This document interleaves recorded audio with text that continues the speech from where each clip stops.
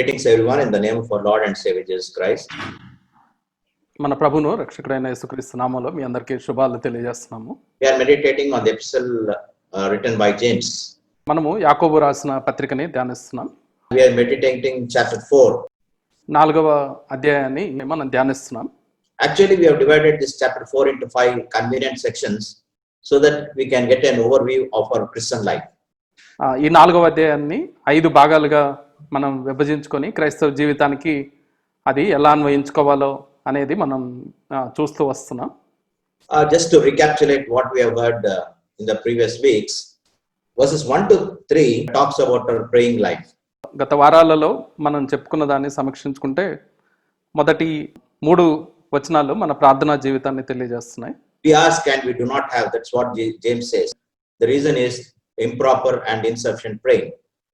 అయితే మనం అడుగుతున్నాం కానీ పొందట్లేదు అనే దానికి కారణము తగినంత సరైన రీతిలో ప్రార్థన చేయకపోవటం అని యాకోబు నేర్పించటం మనం చూసాం. To obtain certain things, we fight and quarrel among ourselves.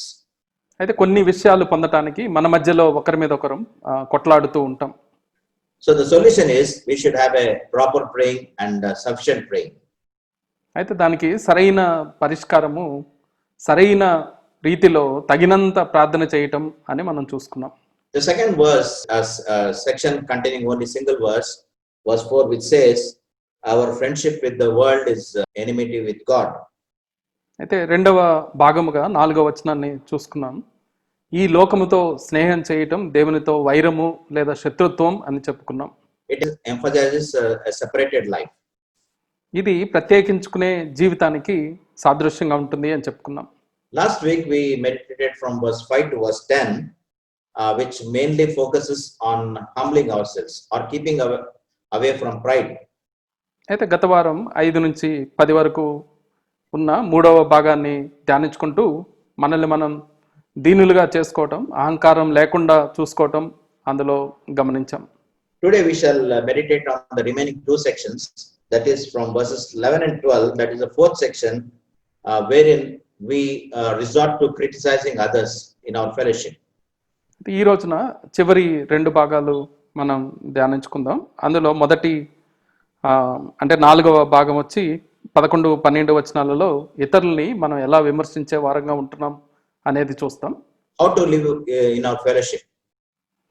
అంటే మన సహవాసంలో మనం ఎలా జీవించాలి అనే అంశాన్ని అందులో చూస్తాం. How to conduct ourselves. అయితే మన ప్రవర్తన ఎలా ఉండాలి అనేది అందులో చూస్తాం. Actually, this is a continuation of the previous topic, that is verses from 5 to 10, which talks about humbling before God. But this 2 verses talks about our humbling before other fellow believers. అయితే నిజానికి ఇది మనం గత వారం చూసుకున్న 5 నుంచి 10 వచనాల్లో ఉన్న భాగానికి కొనసాగింపుగా ఉంటుంది. ఆ భాగంలో మనం దేవుని ఎదుట ఎలా తగ్గింపు గలవారంగా ఉండాలి అనేది చూస్తే ఈ భాగంలో మనుషుల ఎదుట మనం ఎలా తగ్గింపు దీనత్వం కలిగి ఉండాలి అనేది చూస్తాం. In verse 12, James is saying, who are you to judge your neighbor? 12వ వచనంలో పరునికి తీర్పు తీర్చుటకు నీవెవడవు అని యాకోబు ప్రశ్నిస్తాడు. And if you carefully study these 2 verses, he says we don't have an authority to judge our brethren. చాలా జాగ్రత్తగా ఈ 2 వచనాలు చదివితే మన సహోదరులకు తీర్పు తీర్చడానికి మనకు అధికారం లేదు అనే సంగతి చూస్తాం. There are those in a fellowship who criticize other fellow believers just for the sake of criticizing. అయితే అనేక మంది సహవాసంలో ఉన్న ఇతర సహోదరుల్ని కేవలం విమర్శించాలి అన్న ఉద్దేశంతో విమర్శించేవారుగా ఉంటున్నారు. It is their habit. అది అలవాటుగా ఆ పని చేసేవారుగా ఉంటున్నారు. They criticize others basing on some assumptions. అయితే కొన్ని ఊహాగానాలని ఆధారంగా చేసుకొని ఇతరుల్ని విమర్శించేవారుగా ఉంటున్నారు. One of Job's friends did the same. He criticized Job based on some assumptions that he had in his mind. అయితే యోబు స్నేహితుల్లో ఒక ఆయన అలానే చేసినట్లుగా మనం చూస్తాం. ఆయన ఏవో కొన్ని విషయాలు అనుకొని దాని ఆధారంగా ఆయనని దూషించటం, తప్పుపట్టడం మనం చూస్తాం. That friend of Job said, innocents do not suffer. Since you are suffering, you are not innocent. You have done some sin. అయితే ఆ స్నేహితుడు ఏమంటాడంటే యథార్థవంతులు శ్రమను అనుభవించరు, నువ్వు ఇప్పుడు శ్రమను అనుభవిస్తున్నావు కాబట్టి నీలో ఏదో లోపం ఉంది, పాపం ఉంది అని అంటాడు. all his four friends criticized Job on some point or the other, and Job was so vexed with his four friends that he calls them in chapter 13 and verse 4 as worthless physicians. అయితే ఈ నలుగురు ఏదో ఒక అంశం మీద యోబుని విమర్శించిన దాన్ని బట్టి యోబుకి విసుగొచ్చి యోబు గ్రంథం 13:4లో మీరు పనికి మాలిన వైద్యులు అని వాళ్ళని అంటాడు. And he also says in chapter 16 and verse 2, you are miserable comforters. యోబు గ్రంథం 16:2లో మీరు బాధకే కర్తలు, ఆదరణకు కర్తలు కారు అని అంటాడు. So these friends were criticizing Job just for the sake of criticizing him. అయితే ఈ స్నేహితులు, యోబు స్నేహితులు విమర్శించాలి కాబట్టి యోబుని విమర్శించినట్లుగా మనకు అనిపిస్తుంది. James tells us or teaches us that we should not speak one against another person. అయితే యాకోబు ఇక్కడ మనకి నేర్పించేది ఏంటంటే ఒకరికి విరోధముగా ఒకరు మాట్లాడకూడదు అనే మాట. That means we should not backbite or become a talebearer. దీని అర్థం ఏంటి అని అంటే వెనుక కొండాలు చెప్పే వరంగా తప్పుడు మాటలు ప్రచారం చేసే వరంగా మనం ఉండకూడదు అనేసి. Dear friends, this is a very serious problem in a believer's life because gossip and slander create a rift in the body of Christ. అయితే స్నేహితులారా, ఇది ఎంతో తీవ్రమైన విషయంగా ఉంటుంది. కారణం ఏంటి అని అంటే వెనుక ఒకరి గురించి ఒకరు చాడీలు చెప్పుకోవటం లేదా వాళ్ళ గురించి దుష్ప్రచారం చేయటం అనేది సంఘములో భేదాలు పుట్టించేదిగా ఉంటుంది. Remember, James is not introducing a new concept, but it's a concept that has been already dealt by our Lord Jesus Christ. అయితే జ్ఞాపకం చేసుకోవాల్సింది ఏంటంటే ఇక్కడ యాకోబు చెప్పేది ఏదో కొత్త అంశాన్ని మనకి బోధించట్లేదు కానీ ప్రభు చెప్పిన దాన్నే ఇక్కడ ఆయన తెలియజేస్తున్నాడు. In Matthew chapter 7 and verse 1, our Lord says, do not judge so that you will not be judged. మత్తయి సువార్త 7:1లో మీరు తీర్పు తీర్చకుడి, అప్పుడు మిమ్ముని గురించి కూడా తీర్పు తీర్చబడదు అని చెప్పారు. And by a standard of judgment, you will also be measured and it will be measured to you. అయితే మనం తీర్పు తీర్చే కొలత చొప్పునే మనకి కూడా తీర్పు తీర్చబడుతుంది అనే మాట చూస్తాం. To understand more vividly, let's imagine a court scene, a courtroom. దీన్ని మరింత స్పష్టంగా అర్థం చేసుకోవాలంటే ఒక న్యాయస్థానంని మనం ఊహించుకుంటే we see there is a judge, there are advocates, there are witnesses, and then there is an accused. అయితే అక్కడ న్యాయాధిపతి ఉంటున్నాడు, న్యాయవాదులు ఉంటున్నారు, నిందించబడిన వారు ఉంటున్నారు, అలానే సాక్షులు ఉంటున్నారు. The judge is the topmost person in that courtroom. అయితే ఆ న్యాయస్థానపు గదిలో అత్యంత ఉన్నతమైన స్థానం మీద ఉండేది న్యాయాధిపతి. He passes on judgment or orders depending on the facts of the case and depending on the witnesses he examines. అయితే ఆ కేసులో ఉన్న వాస్తవాల ఆధారంగా అక్కడ సాక్షులు ఇచ్చిన సాక్ష్యాల ఆధారంగా ఆయన తీర్పు తీరుస్తాడు. But in our case, we are not called to be judges, we are called to be witnesses. అయితే మన విషయంలో ఆలోచన చేస్తే మనము న్యాయాధిపతులుగా ఉండటానికి పిలువబడలేదు కానీ సాక్షులుగా ఉండటానికి పిలువబడ్డాం. Because in John chapter 5 and verse 22, the word of God says, Jesus Christ is the ultimate judge. యోహాను 5:22లో చూస్తే తీర్పు తీర్చే సర్వాధికారము కలిగిన వాడు మన ప్రభువైన యేసుక్రీస్తు అని చూస్తాం. So we have to leave the judgment to our Lord. అందుకనే తీర్పు తీర్చే పనిని ప్రభుకే వదిలేయాలి.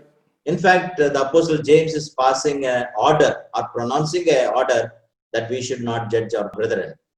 అయితే నిజానికి ఇక్కడ యాకోబు చేసేది ఏంటంటే ఆయన ఒక ఆజ్ఞ జారీ చేస్తూ నీవు నీ సహోదరుడికి తీర్పు తీర్చడానికి వీల్లేదు అని చెప్తారు.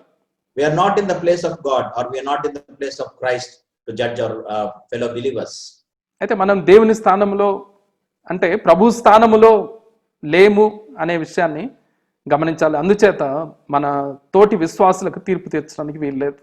I was reading a Charles Spurgeon devotion and one interesting verse came to my attention.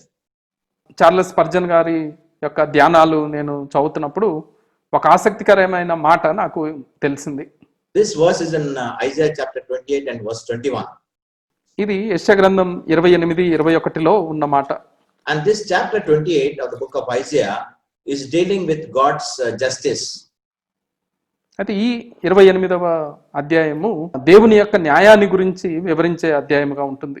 And in this verse 21 it says, judging is not God's usual work.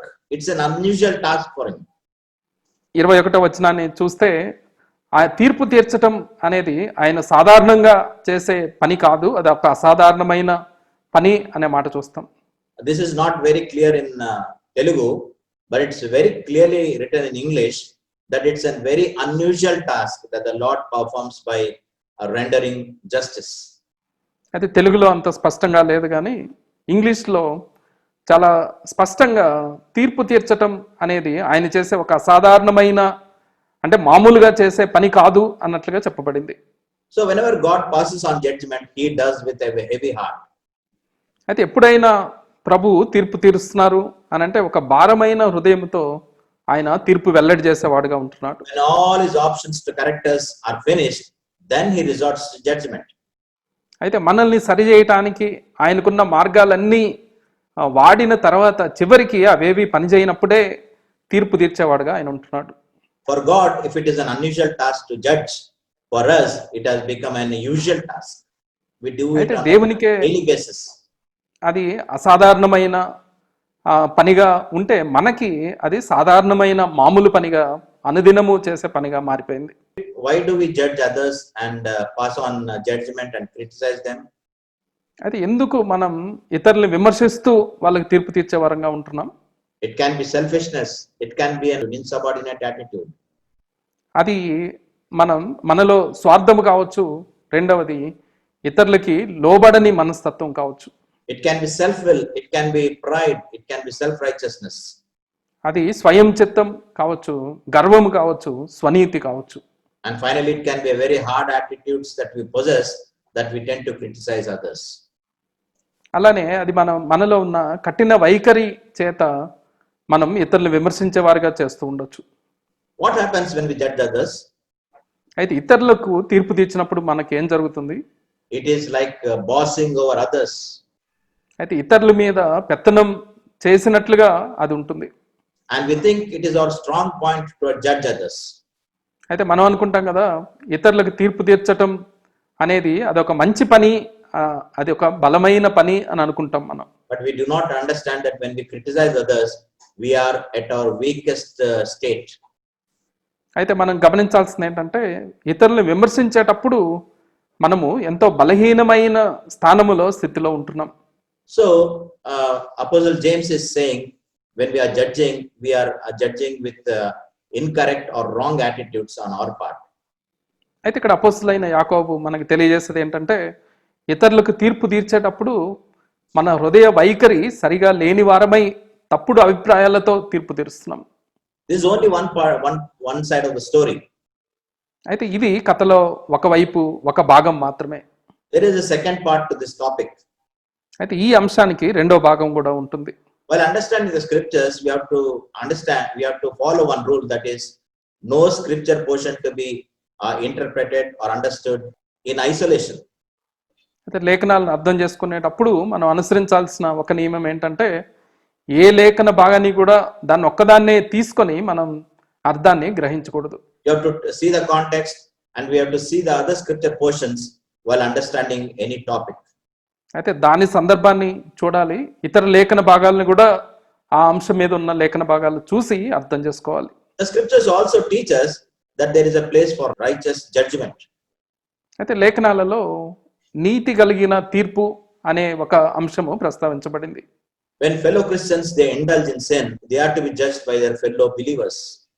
అయితే విశ్వాసులైన వాళ్ళు పాపంలో పడిపోయినప్పుడు తోటి విశ్వాసులు వాళ్ళకి తీర్పు తీర్చాలి అని కూడా చెప్పబడింది.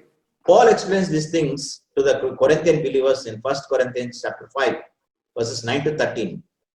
మొదటి కొరింథీ 5వ అధ్యాయం 9 నుంచి 13వ వచనం వరకు అపోస్తలుడైన పౌలు గారు కొరింథీ సంఘానికి ఈ విషయమై లేఖ రాశారు. Especially in the last verses, that is 12 and 13, he says, do you not judge those who are within the church? అయితే 12-13 వచనాలలో మనం చూస్తే, మీరు లోపటి వారికి తీర్పు తీర్చువారు గనక ఆ దుర్మార్గుని మీలో నుండి వెలివేయడి అనే మాట చూస్తాం. So we have to correct other believers also. ఇతర విశ్వాసుల్ని సరిచేయాల్సిన పని కూడా మనకి ఇవ్వబడింది అనేది గమనించాలి. Even where in Matthew chapter 7 and verse 1, where our Lord says, do not judge others, if you see the other portions of the same chapter, we get some further understanding. అయితే మత్తయి 7:1 మనం ఇందాక చూసిన భాగంలో తీర్పు తీర్చొద్దు అని చెప్పిన అధ్యాయంలోనే ఇంకొంచెం ముందుకు వెళ్తే మరో రకంగా అక్కడ మాటలు చెప్పబడ్డాయి. Or Jesus is giving permission to tell others what is right and what is wrong. అయితే ఇతరులకి ఏది సరైంది ఏది తప్పో చెప్పాల్సిన పనిని కూడా దేవుడు మనకిచ్చారు. Because in the same chapter he says some things like do not throw your pearls to pigs. అదే అధ్యాయంలో ముందుకు వెళ్తే మీ ముత్యాలను పందుల ఎదుట వేకుడి అనే మాట ప్రభు చెప్పారు. Do not give the sacred things to dogs. అయితే పరిశుద్ధమైన వాటిని కుక్కలకు పెట్టొద్దు అని చెప్పారు. And he says watch out for false prophets. అలానే అబద్ధ ప్రవక్తల విషయమై జాగ్రత్త పడండి అని చెప్పారు. Elsewhere the beloved disciple John says in John's Gospel chapter 7 and verse 24, do not judge by appearance but judge with the right judgment. అయితే తన ప్రియ శిష్యుడైన యోహాను కూడా యోహాను సువార్త 7:24 రాస్తూ వెలిచూపును బట్టి తీర్పు తీర్చక న్యాయమైన తీర్పు తీర్చుడి అని యేసు యొక్క మాటల్ని రాశాడు. And these are the words of our Lord Jesus Christ. ఇది ప్రభువు చెప్పిన మాటలుగా ఉంటున్నాయి. Here we get some rules how to judge others, that is our brethren. అయితే మన సహోదరులకి ఎలా తీర్పు తీర్చాలి అనే కొన్ని నియమాలు ఇందులో మనం చూస్తాం. Number one rule of law is we have not to judge based on superficial things or assumptions. అయితే మొదటి నియమం ఏంటి అని అంటే పైకి కనపడే పైన విషయాలు లేకపోతే మనం అనుకున్నవి మనం ఊహించిన దాన్ని బట్టి తీర్పు తీర్చకూడదు. That's what Job's friends did. అయితే యోబు యొక్క స్నేహితులు అదే చేశారు అని మనం చూసాం. That's what John 7:24 teaches us. అలానే యోహాను 7:24 అదే సంగతి మనకి నేర్పిస్తుంది. In Luke chapter 7 verses 36 to 50, we see Simon the Pharisee criticizing a woman who was anointing the Lord's feet with a perfume.